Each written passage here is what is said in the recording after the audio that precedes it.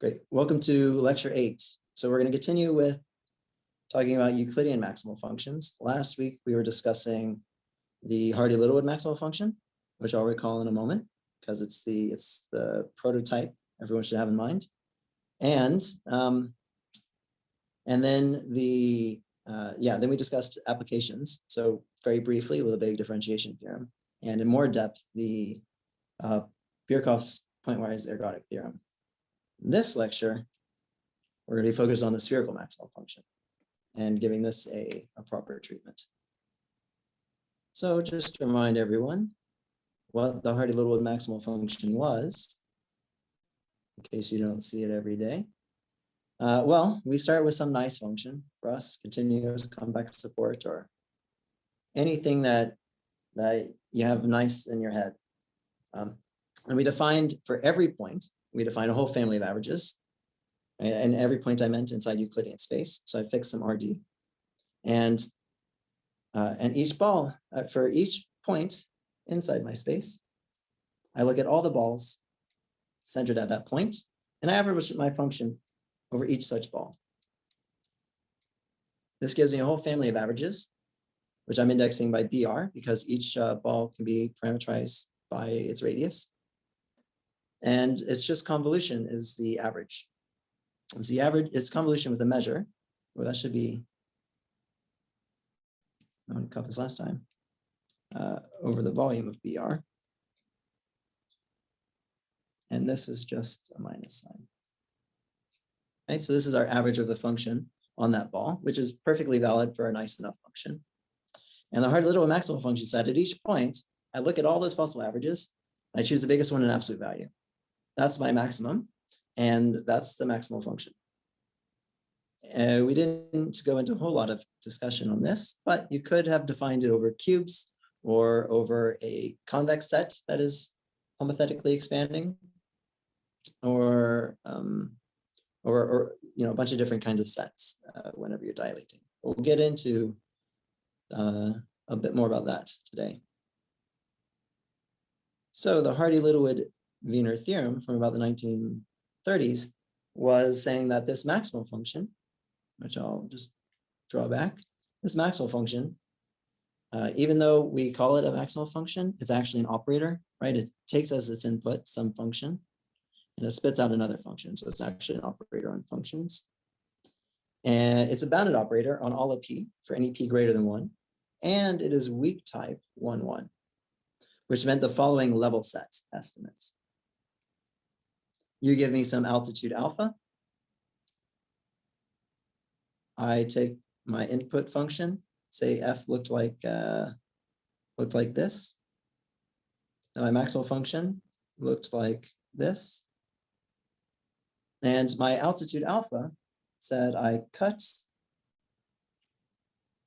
the graph here, and I look at the measure of this set, which is here. It's the length of that interval. And I have a bound for the length of this interval. That depends on alpha and of course on the original function in L1. So alpha is positive here. And so it gave us a way to control these super level sets of our maximal operator. And remember, we did not have an L1 bound. This was false.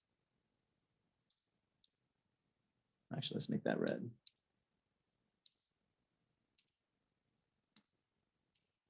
So it's terribly false even. If I had any function that had a L1, any function f that was non-zero, right, not almost everywhere equivalent to the zero function, then this maximal function wasn't even an L1. You couldn't integrate it. Right, and so you definitely couldn't even have this constant sort of thing, this bound. But we do have this surrogate right here, which is nice. And we proved that in the 2 lectures ago.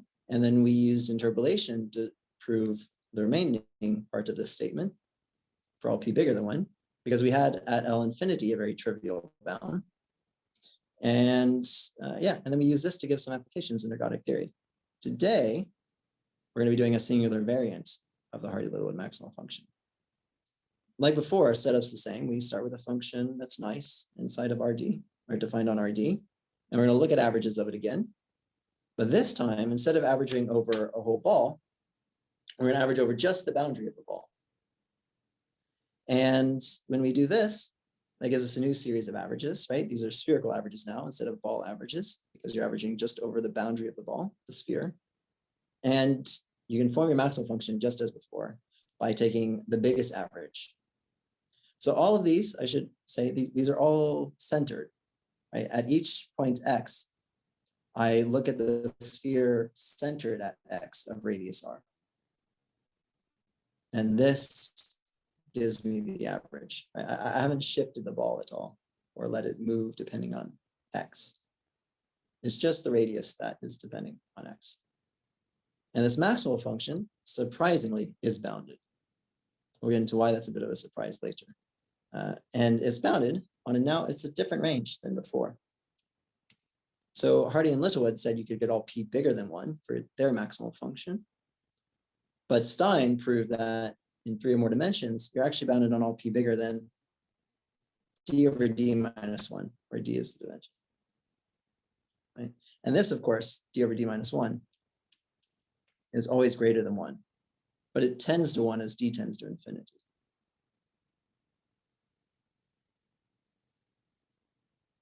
So let's go back and think about this just in a very basic manner for a moment. We remember for the Hardy-Littlewood averages, we had these convolutions given by a certain measure.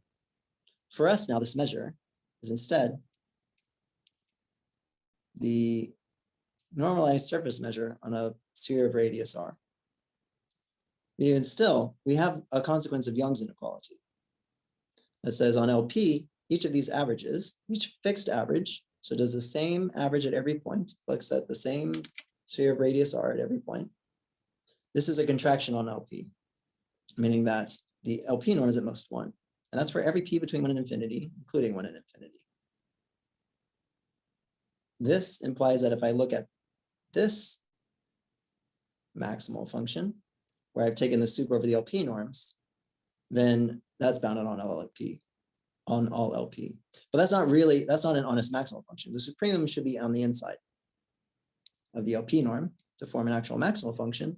And by Minkowski's inequality, this is a much stronger bound to prove. The left-hand side over here is much bigger than over here. And Stein's theorem is saying that you can get this still when p is sufficiently large, depending on the dimension. Now let's go back, and you could also ask, well, what happens in dimensions 2 or 1? In dimensions 2, it's now circles that you're averaging over. And it was proved by Brigane about 10 years later.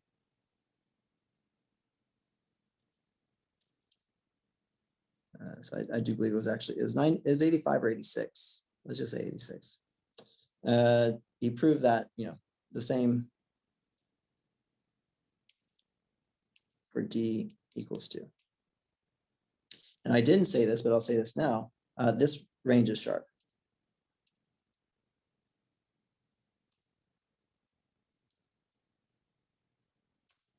Meaning if you choose any p less than or equal to d over d minus 1, the maximal function the spherical maximal function is an unbounded operator. And we'll go over why. Not right at the moment, but in due course. And the same, of course, is true for Brigane's theorem. If p is less than d over d minus 1, which for d equals 2 is just all p less than or equal to 2, it's an unbounded operator there. And you might ask, well, why didn't Stein just prove this? Why was it Brigane about a decade later? And that's because for all d greater than or equal to 3, this exponent, d over d minus 1, is actually less than 2. For d greater than or equal to 3. And that's important because you are allowed to, that gives you the ability to bring in certain Fourier analytic methods that we'll discuss. Brigane didn't have L2 to work with, so he did some more combinatorial analysis, on intersections of collections of circles in order to prove his bound. And that was a pretty new technique at the time in harmonic analysis, but he's since then just used that to crush lots of problems and make lots of progress on other problems in Euclidean harmonic analysis, such as the restriction problem and the K conjecture and so on. But a lot of those tools he's developed over 30, 35 years were coming about in that paper, at least in terms of harmonic analysis. But what we want to prove is going to be a slightly better bound than Stein's theorem. Brigane also proved the following. So for d greater than or equal to 3,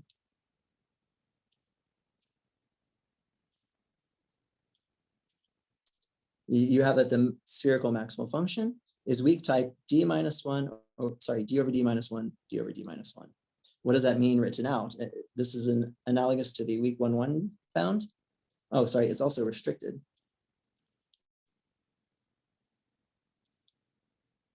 So what this means is if you give me any Lebesgue measurable set F inside of RD, and I look at the indicator function of F, which is supposed to be this one sub F, and I apply the maximal function to it, the maximal operator, the spherical maximal operator, then I get this bound for the level sets, the super level sets. Again, this is all alpha positive. So you you fix your altitude and you look at the super level sets, again, like we drew before, and you get a bound that depends on the measure of the set, of course, the size of the set, and some power of alpha. That power of alpha is exactly that one, the one under consideration.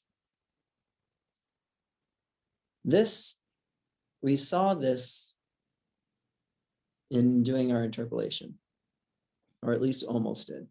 In doing the Hardy-Littlewood maximal function, we used interpolation between a weak 1 bound and a strong L infinity bound to get all the P in between 1 and infinity, not including them. If you add this restricted version or type here, where that means you replace your functions have to lie in some dense subclass, and for us that means the subclass is just an indicator function of some Lebesgue measurable set, then you can still use that to get interpolation. And in particular, the real interpolation method really only relied on the level sets, on something like this. And so that suffices to recover Stein's theorem, because you just interpolate, or I should say maybe real interpolate, you real interpolate with the trivial L infinity bound.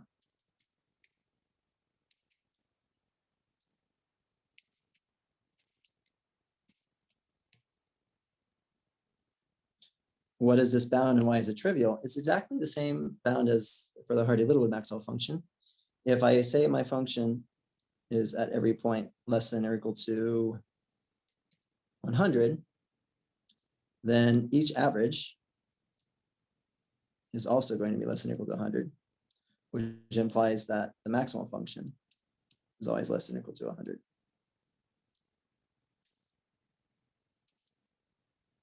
And you just get that much like before. So it's less than or equal to 1 times the L infinity 1. So it's interpolation between this and this that gives you Stein's theorem, which is the strong type bound for all P between d over d minus 1 and infinity. One thing you might notice is that I've said that Brigane proved this for all d greater than or equal to 3. And you might ask, well, what about d equals 2, which Brigane had proved the strong type bounds for? Well, it turns out that, so he did not prove that the circular maximal function is restricted weak type 2 too. And it was discovered much later by, I want to say, Ziegler, Tau, and Wright, that it in fact is, that bound fails. And the objects that come into play to show that kind of failure turn out to be Kikeya type sets. It's like, you know, these exotic collections of circles, of unions of circles that show you can't have such a bound.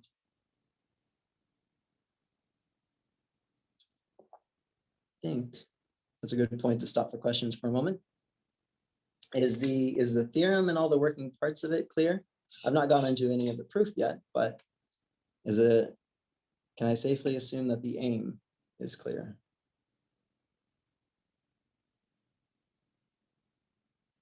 All right, either I've cut out and lost everyone or everyone's happy. I'll assume the latter. Give myself another slide for extra work. Well, let's go into, there are going to be two issues that I want to address when it comes to averaging the spherical maximal function and spherical averages.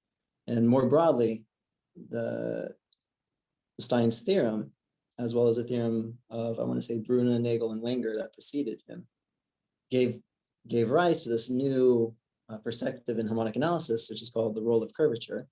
And I was talking about averaging operators and singular integrals along these lower dimensional things, right? The previous work had been done in all these full dimensional operators. So as averages over balls or a Hilbert transform or something where you're making full use of the space that you're in, like RD, you're using all of it in a sense. And now they said that, oh, okay, if you have some curved submanifolds, you can still do some harmonic analysis there in these senses. And what really relies on that is the curvature. So bear in mind that the sphere is something that has constant positive curvature, right? If you have the sphere of radius 1, then it's fair to normalize it to say that that has positive curvature 1 everywhere. And then the curvature changes as you shrink or expand the sphere, right? So for us, the kind of dilations we are considering are all isotropic dilations. What that means is I take some function on RD, assume f is nice, on RD. So maybe it maps into the real numbers or the complex numbers, what have you. And we define these dilation operators, which just take my function and they rescale it by t. Okay. What is this doing? Suppose my function was supported on the unit ball, and I have some big T, like T is 10. Then what this does is it rescales F so that it lives on the ball of radius 10 now. And if I had a million, you know, it's a much bigger ball. Alternatively, if T is small, like a half, then it's rescaled our ball to be half the original ball. So these dilation operators are really, you should think about them as changing the scale of your function lives at. And every function we consider, you can think of as either being compactly supported. So then the scale of the function is sort of that smallest ball that's centered at the origin that contains the function. Or if it's Schwartz, you can say like, you know, you have half of the mass inside of it. You don't have to worry about tails. But when you do that, if you start with some single operator, call it A, which acts on functions, which are a nice class of functions on RD, then you can define an isotropic family of operators, one operator for each positive real number, by the following formula. So it's just the one that's written here in 3. What is it I do? Well, my single operator A lies at some scale, or it's acting on functions in a way. And if you think about it as, say, the unit sphere, the averages, let's think about it as averages over the unit ball. Then what does this operator do? This is going to change it to averages over a ball of radius r. And it does that in the following way. It says, I take my function, which is living at some scale, and then I rescale it so that it now lives at 1 over r. So it compresses it for a big R. Then I apply my average, which is something about taking a unit ball and just averaging the function all over it. And that's on this new scale, it's been shrunk to. And then when I do that, I just invert that scaling. So I bring it back to the original scale it was living. And that gives me a way to define these isotropic family of operators, just starting with some operator at the beginning. some fixed operator that was handed to us by God, such as the Hardy-Littlewood averages. Now, when you do this, it turns out this gives you the Hardy-Littlewood maximal function. But all the averages are defined in this way. It's also how all the averages are defined for the spherical averages, as we'll get to. But more broadly, if you start with some convolution operator, then this gives you a way to define a whole. So a convolution operator is going to be coming from some finite measure, say some Borel measure, and let's think about it as having compact support if you want. It's great to think about it as lying compactly supported inside of the unit ball, centered at the origin. And then, so this is some subset of RD that you're doing your average over. The two examples in mind so far is the full ball or just the boundary of the ball, which are two very different averages. And you can get these other family of operators just by using duality, right? I dilate my function and then take an average or to define the average, the new scale for my average. And when you do this, when I define my averages, M sub r like this, so that A sub r of F is F convolved with D nu sub r, that's the same as doing this operation.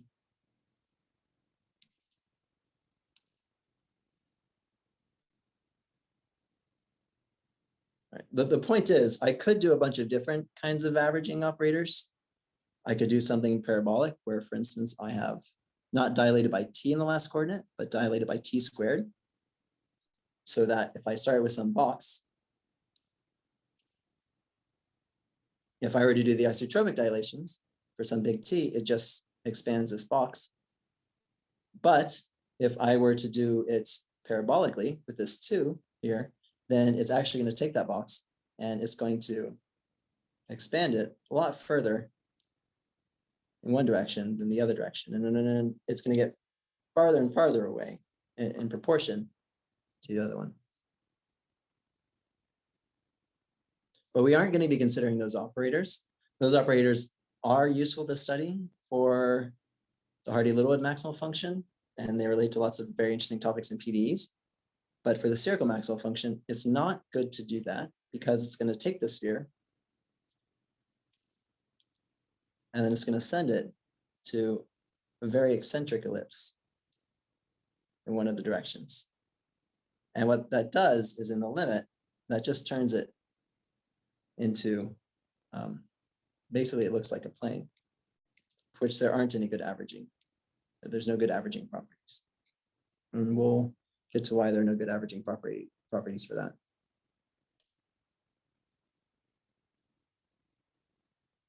Great. Are there any questions at the moment about these isotropic dilations?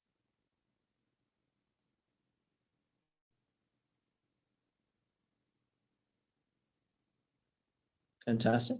Ooh, let's go back. Let's go on to what the spherical averages are.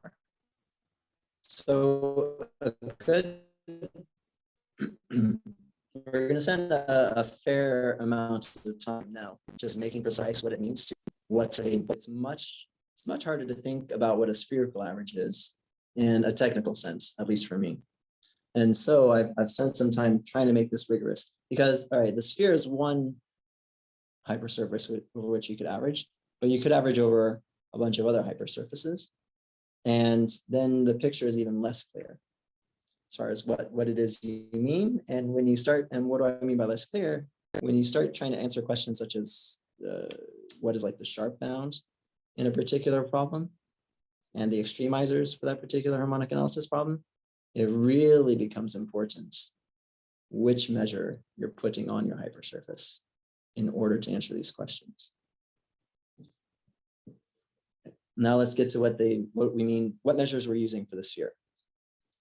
I think probably the most familiar definition, the one we see sort of in nature a lot, is looking at what happens, looking at integration by using polar coordinates, right? That is, if I integrate some function on RD, I can turn it into an integral over spheres inside of RD, expanding spheres, right? Concentric at the origin. And the way you do that is you get this sort of formula, pretty well known, going from calculus, or multivariable calculus, right? I have an inner integral. I write my function as, I write each x as r times theta, where theta is some multi-angle. It's also it's a vector. It's got d coordinates, but it's sampled from a d-1 dimensional space. And I integrate over the sphere, but I appropriately weight it by something when I integrate over r. So each of the spheres is picking up some mass as you get bigger and bigger. Well, this inner integral, which I should have written, I should have pulled out the r d-1 to be over here. This inner integral defines a volume element, which I'm calling d sigma, on the unit sphere S inside of RD. Or maybe it's better to write, in some cases, S d-1.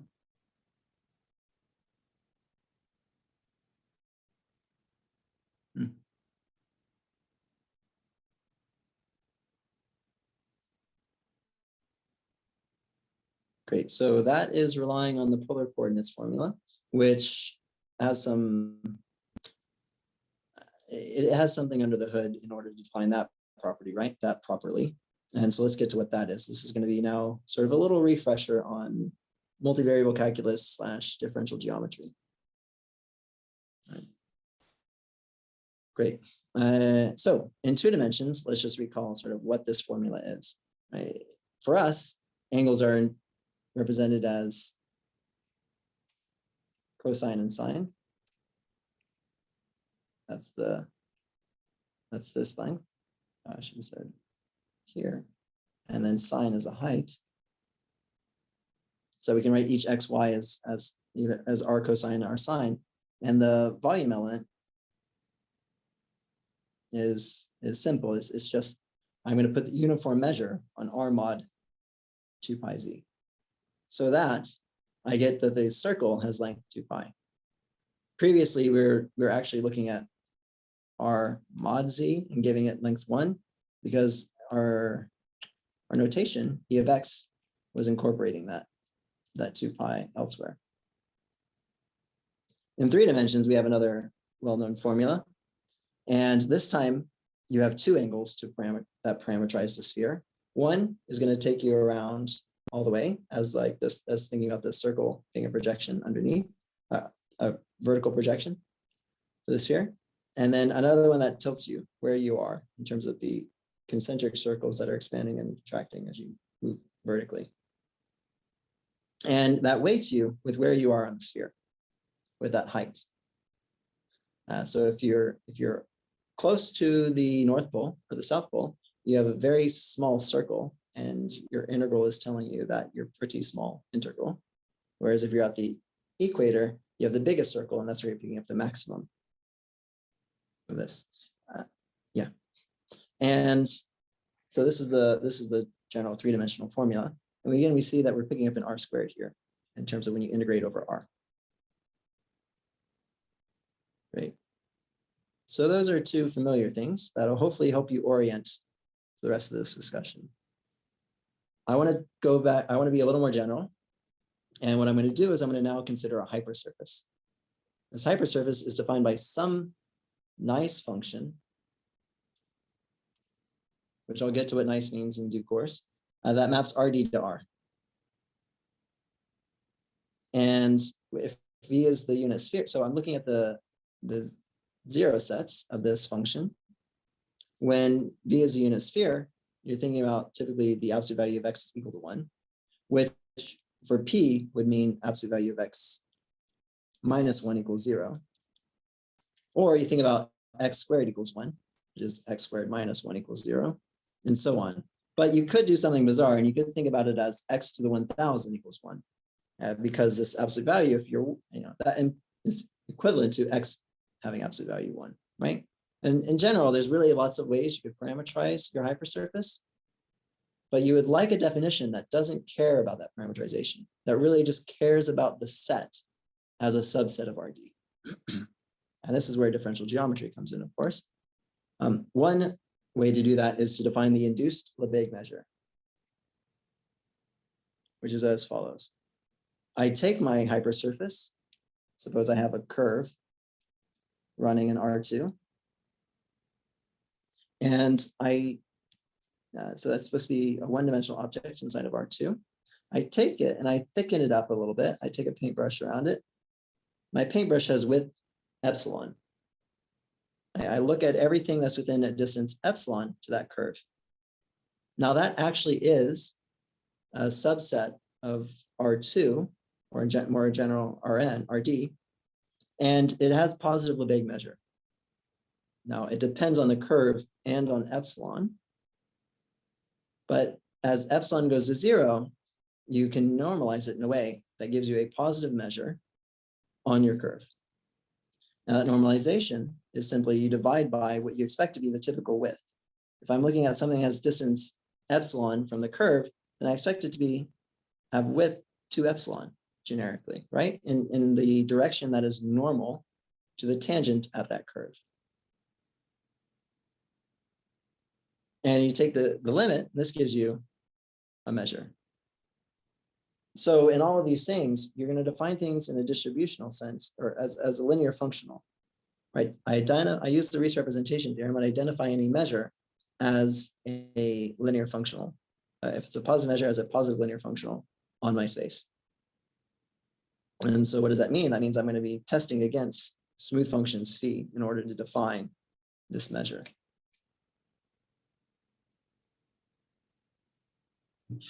Right.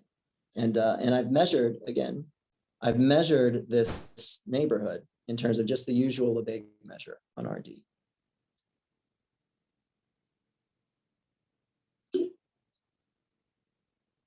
Great. That's one way to measure, to take an average over a lower dimensional set. Now, let's just show that this is exactly what the usual spherical average is, right? And so if I take, for instance, in R2, I look at circles, and I take my brush, and I get this epsilon neighborhood. Then the way that epsilon neighborhood works is it's the difference of two balls. So it's an annulus, right, of thickness 2 epsilon. So I look at I have my sphere, say radius 1, and that's in black here. And I look at 1 plus epsilon, that's this outer orange circle. And I look at 1 minus the sphere, or the circle of radius 1 minus epsilon inside this, the orange circle inside the black circle. Then the volume of that is just the volume of the outer ball minus the volume of the inner ball. And all right, if we write down the volume of the unit ball to be CD, then what does our formula tell us? Well, it just tells us that the difference of those volumes is roughly 2 times the dimension of the volume of the unit ball times epsilon, plus some lower order terms in epsilon, like higher powers of epsilon. So when I look at this expression and I go through and I divide by 2 epsilon, I take the limit as epsilon goes to 0, what do I get? I just get, I get d CD plus little o, is that a big O? That's a big O of epsilon, sorry. Big O, it was a big O of epsilon squared. Now this is a little o, a big O of epsilon when I've done the normalization. So as epsilon tends to 0, this term drops out. And what we're left with is the volume of the sphere is just d times the volume of the unit ball. Sorry, the d minus 1 dimensional volume of the unit sphere is d times the volume of the unit ball, the d dimensional volume of the unit ball. Okay, so that coincides with the polar coordinates definition we had. Now let's be precise about what nice means. Nice is going to mean that our function, our defining function, is going to give us a smooth submersion. What's that? Well, that's just meaning the derivative at this defining function p. Well, that's a linear map. And what we want we want it to be surjective everywhere. Everywhere that this p is defined, which is Rd. Or the derivative as a map for a map that's from Rd to R is just the gradient. And so what we're really saying is that there's some coordinate whose partial derivative isn't zero. For each point, there's some coordinate whose partial derivative is not zero. It doesn't have to be the same coordinate for every point. It can move around, such as on the sphere. Right? And so when this is satisfied, when you have this surjectivity, you say that your defining function is a submersion. And what effect that has is that means that when we look at the zero set, it gives us a smooth manifold, submanifold of codimension 1 inside of Rd, which is just a hypersurface. Again, if you take p of x to be, say, x squared minus 1, this gives you the sphere, and you can check that, well, the gradient of this thing is going to be 2 times x, which only is not zero. Sorry, it has a zero gradient only when x is equal to 0. But x equal to 0 does not lie on this surface, so we're cool.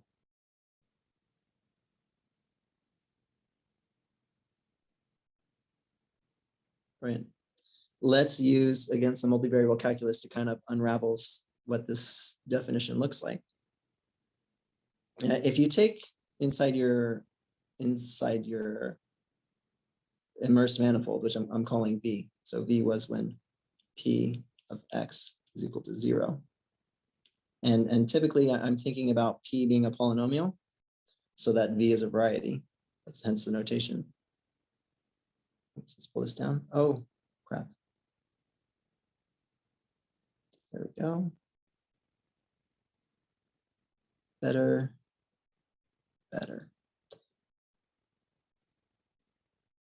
Best.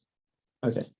All right. So I picked some points on my manifold, on this immersed manifold, sorry, and use the implicit function theorem to write this in coordinates. So it's a d-1 dimensional manifold, and we can write this as in using charts from R d-1.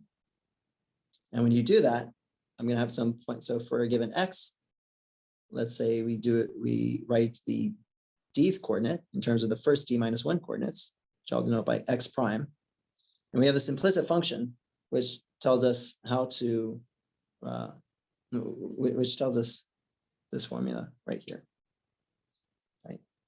If I look at so the picture here is that, say I have some, so I should draw it in for curves. If I have some graph, then I can pick a little portion of it.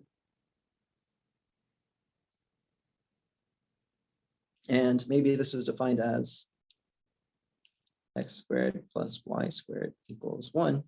I can pick a little portion of it that says this is actually equal to x f of x in that region right there. Maybe I should write that in orange.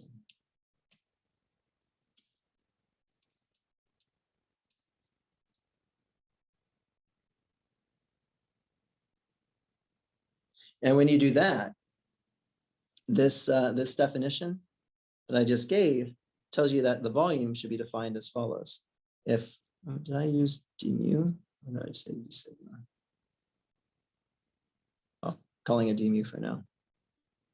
When I look at this measure on the manifold, d mu is actually just given by integration on d-1 space with this extra weight coming in here. That's taking into account how the manifold is curving. So now is a good time to draw sort of how you do these things, right? This is the usual notion you would get for measuring the arc length of a curve. So again, I have some curve like that, or maybe even it's better. Let's make it so it really has to be implicit. I get to take some neighborhood, say here. And if you zoom in,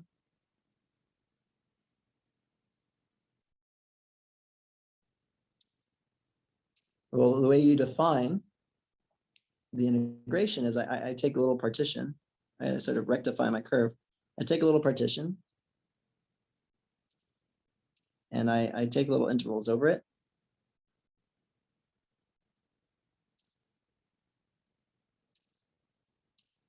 And I approximate by what it is, what the length of each of these intervals, these little line segments, I mean, are. And I shrink those line segments as they go to 0. Right? And to do this is exactly where you need to do something. So I'm saying this is going to look like, oops, x f of x. Oh, I'm pretty certain I changed the color. This looks like x f of x. Then what I want to do as I go from here to here, right? This is going to give me some height and length, height and width and height, and that one is given by the gradient going in that direction, right? So this would be I look like 1 plus whatever this tangent is, this or secant actually is more appropriate. But it's by the Pythagorean theorem, so it's like that. And the limit, as you go to infinity, this gets replaced by tangent, which is, of course, just 1 plus the gradient of f squared to the 1/2. And that works in higher dimensions. If I take a sphere, for instance, and I look at some cap on it, then this cap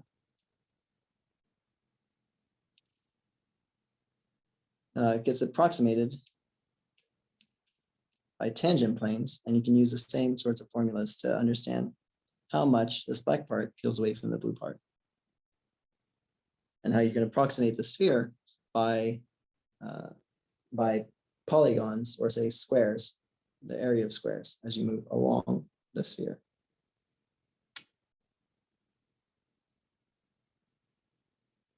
And the theorem is, of course, that these two definitions are equal. That is that the induced Lebesgue measure is the one defined by this. So induced Lebesgue measure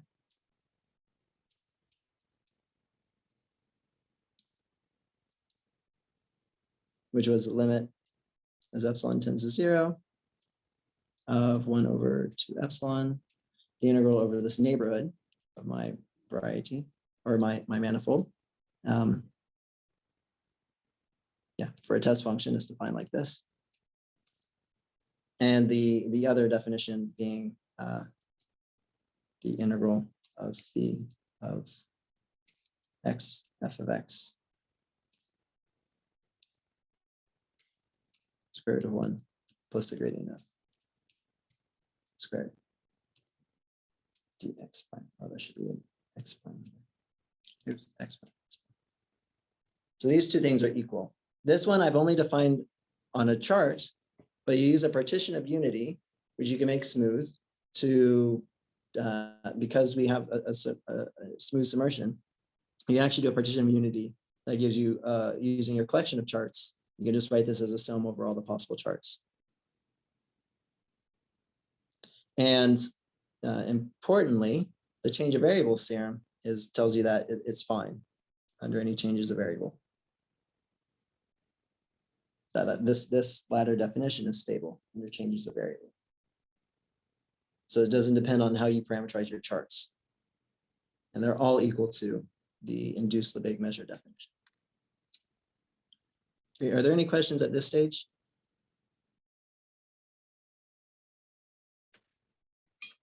Maybe everyone else has taught multivariable calculus more recently than I have, but these things always trip me up and I have to remind myself of them. So I thought it's a good point to cover them and make sure there's no confusion. I'll assume everyone's happy. And the reason I do this is because there's going to be actually another measure that we could put on our surfaces.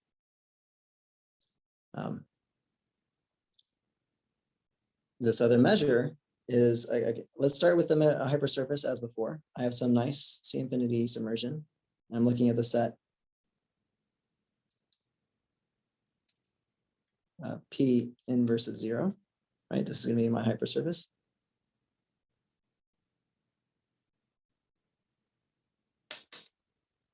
Well, I could have defined a different measure where I didn't have that factor, the square root of 1 plus gradient of f squared. Instead, I just could have left that out, been pretty lazy. Just said, I'm just going to define it as, I look at my chart and I give myself the measure of the chart on that piece of the manifold, right? So I have my sphere. I pick this cap. I just say, this projects nicely to a disk inside of R2. And I'm just going to find myself as the volume of that disk.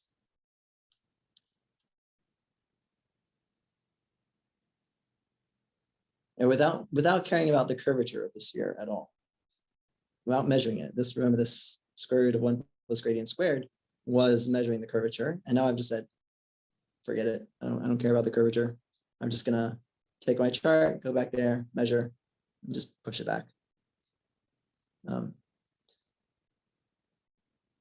Where the measure on R2 is just the Lebesgue measure. Okay, so I have now this definition that works well for any of these hypersurfaces, but it's not caring at all about the geometry of the manifold, which is a bit strange. However, it's not entirely unnatural. It's sort of a lazy definition that we work with, but it does have another interpretation. It is the pullback measure of the Dirac measure, okay, which I'm going to refer to as a Dirac delta measure on the hypersurface. What do I mean by that? I mean that I have some measure delta P of dx, right? Remember that the delta function on, say, RD of x is going to be when it's the delta function at the origin.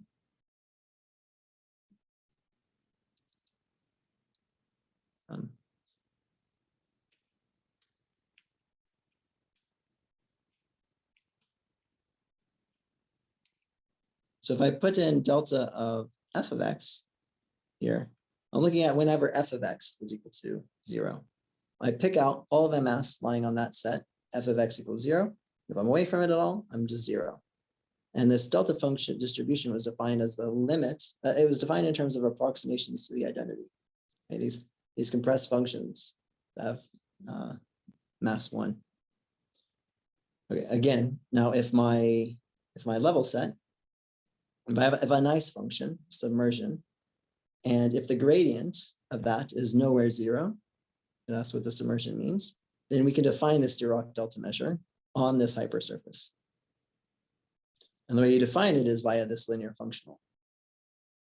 So I look not at a epsilon neighborhood of, so before we had an epsilon of V, which was all the points in RD, such that the distance from X to V was less than epsilon. Now I'm going to actually look at when is the absolute value of P less than epsilon. That is not the same as this, necessarily.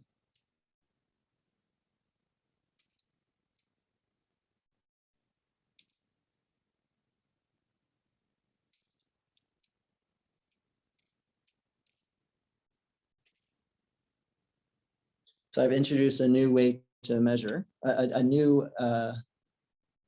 introduced a new collection of paintbrushes to paint my curve with. And it's going to be depending on how I defined my hypersurface, or what function I used to define my hypersurface. Okay. And this is the pullback measure it's the pullback of the Dirac delta function onto this hypersurface. So these neighborhoods are basically like vertical neighborhoods, right?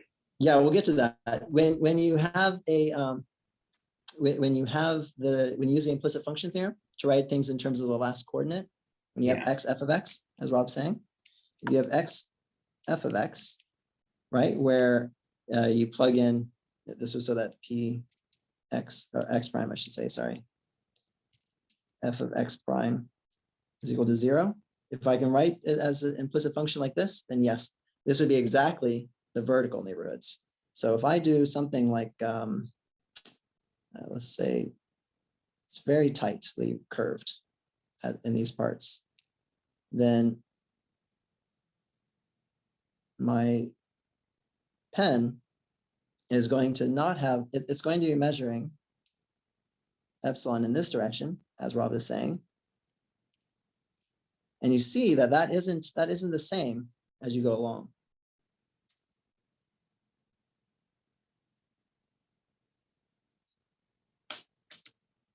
Yeah, it's a great point. That'll be a difference.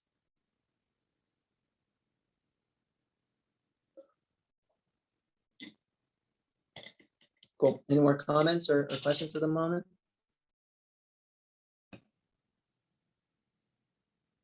Let's bring ourselves back down to unit scale for this. Okay.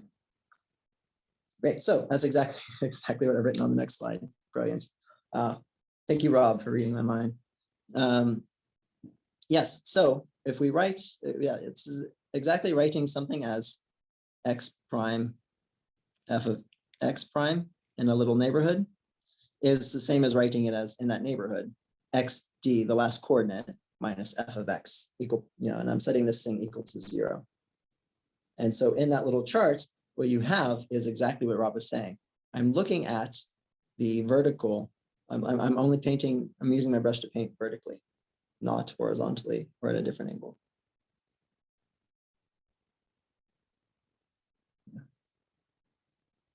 And you can see that these two measures now coincide. So when I say another definition, I gave two definitions, both of which are the same, right? I was exactly like Rob was saying, you only care about what's happening vertically when you've done your implicit function so that you have the last coordinate. And that's the same as doing this right here.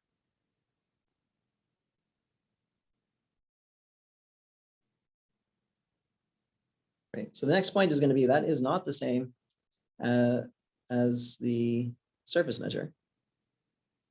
So I gave this a different notation because it's going to be a different thing. Remember, this was this ds of v was the induced Lebesgue measure, which we got from incorporating the factor of square root of 1 plus gradient f squared. That's not very visible for me, so let me just do that in another color. It's probably not visible for anyone else in that case.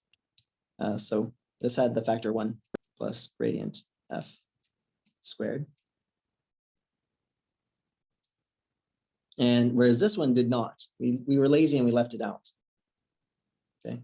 Now when the gradient, when p is equal to x f of, or I should say prime, when your p is defined as such, or you use the implicit function to write it locally like that, then what's the gradient of p? Well, that's just going to be 1 plus partial in the ith direction of f. Wait, I've said this once now. Oh yeah, okay. Let me back up and not say this because the right way to do it is to in terms of Riemannian geometry. But let me just say that in the descriptions we've given so far, I had these two definitions, right? And we were writing everything in terms of AP of x prime, x prime comma d, xd. And this was x prime f of x prime. We saw in this measure, we inserted this factor. And on this measure, we left it out. And it turns out this right here is exactly that measure.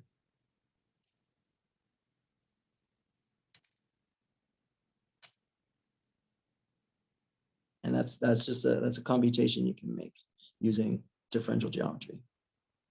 But I won't do that now because I'll undoubtedly mess it up 5 times before getting it correct, since I'm on the spot. But let me close this lecture with one more description of the Dirac measure. You can write it Fourier analytically. There's a beautiful formula right here. Basically, this, as it's written, it's a nice short way to write it, but it isn't a precise, mathematically precise way to write it. This thing is actually a distributional way to write the delta function, the Dirac measure on your hypersurface, because it's not just a positive measure, it's a distribution. And you can think about the usual Dirac measure, delta of delta of 0 of x. That is a distribution, which was defined so that the integral of that against f of x is always defined as f of 0. Well, you do the same thing here. But how you make that precise is you have to actually integrate against some test function. And you also need another one-dimensional test function. So I have 2 Schwartz functions. One is chi, which goes from r to r, and another one phi that goes from rd to r.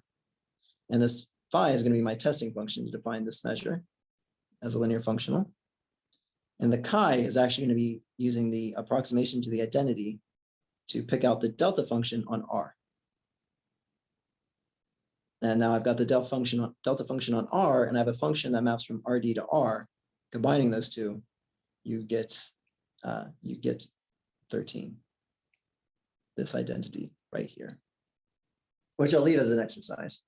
It's an exercise in you know the definitions of distribution and approximations to the identity. But I will stop there, pausing for any questions at this stage.